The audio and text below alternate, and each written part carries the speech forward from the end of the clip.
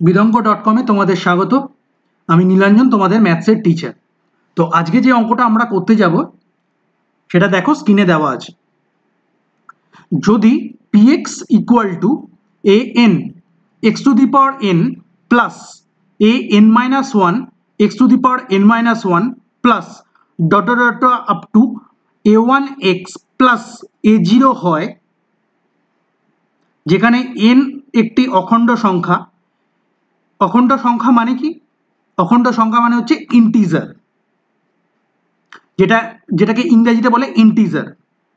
যেরকম যেরকম 1, 2, 3, 4 এগুলো হচ্ছে ইন্টিজার। এবং a0, a1 dot dot dot to an minus one plus an not equal to 0, মানে এই যোগফলটা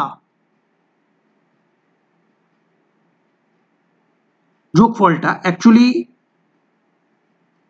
আমার যা মনে হচ্ছে a0 প্লাস হবে, ওখানে প্লাস হবে a0 plus a1 dot dot of to plus an minus one plus an not equal to 0, মানে এই টোটাল সামেশনটা 0 নয়,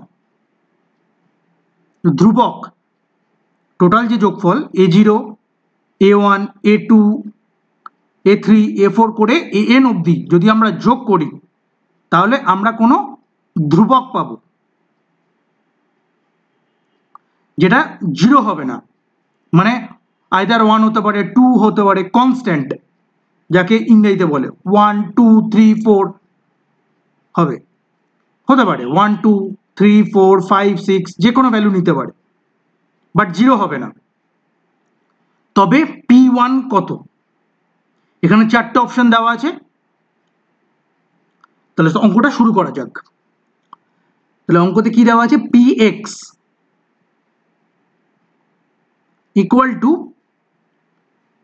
an x to the power n plus an minus one x to the power n minus one plus a1x plus a0।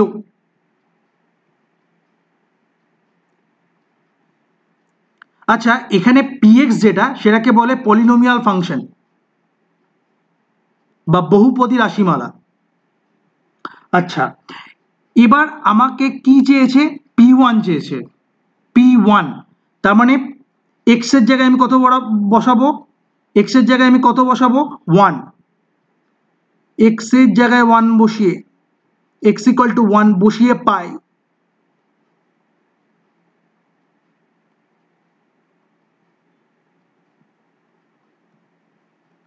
কত পাবো? p1 an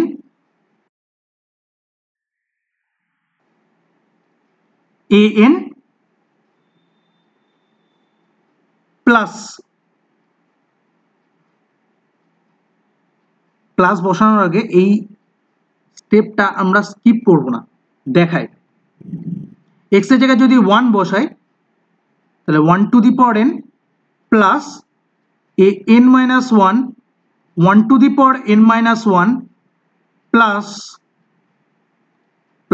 a1 1 plus a0। তাহলে এখান থেকে আমরা কত পেলাম? an plus an minus one, কারণ 1 to the power of যে কোনো এক্সপোনেন্ট কত হয়? 1ই হয়, প্লাস a0। এটাকে আমরা ঘুরিয়েও লিখতে পারি a0 plus a1 plus a2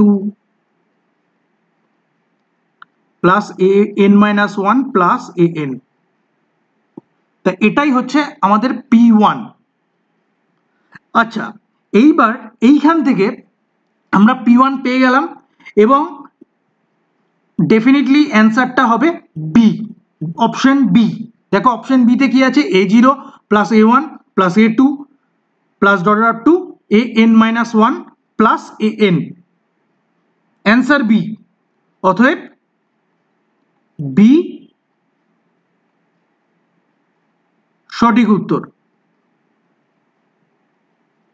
হ্যাঁ, এইবার যেটা কথাটা বোঝার, এই অঙ্ক থেকে আমি কি বুঝতে পারি, কি এক্সট্রা ইনফরমেশন আমি জানতে পারবো। দেখো এখানে একটা কন্ডিশন অলরেডি এরা দিয়ে রেখেছিল অঙ্কতে, এখানে A0 এখানে প্লাস হবে, এখানে ওরা ডট দিয়ে ফেলেছে ভুল করে অঙ্কতে, A0 plus A1 plus A2, এই করতে করতে an-1 প্লাস an, এটা 0 নয়, এটা দেওয়া ছিল যে এই টোটাল যোগফলটা 0 নয়, 0 ছাড়া অন্য কোনো ধ্রুবক। আর দেখো অপশনে একটা কিন্তু 0 আছে, যদি এখানে না বলে দিত এই সামেশনটা বা এই যোগফলটা 0 নয়, তাহলে কিন্তু 0 অপশনটাও কারেক্ট হতে পারত।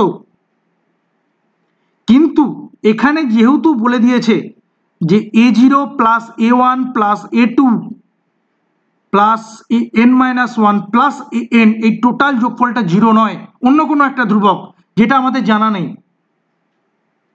অতএব P1 কি হবে, P1টাকে আমরা শুধুমাত্র এটাই লিখবো, A0 plus A1 plus A2 dot dot to an-1 plus an।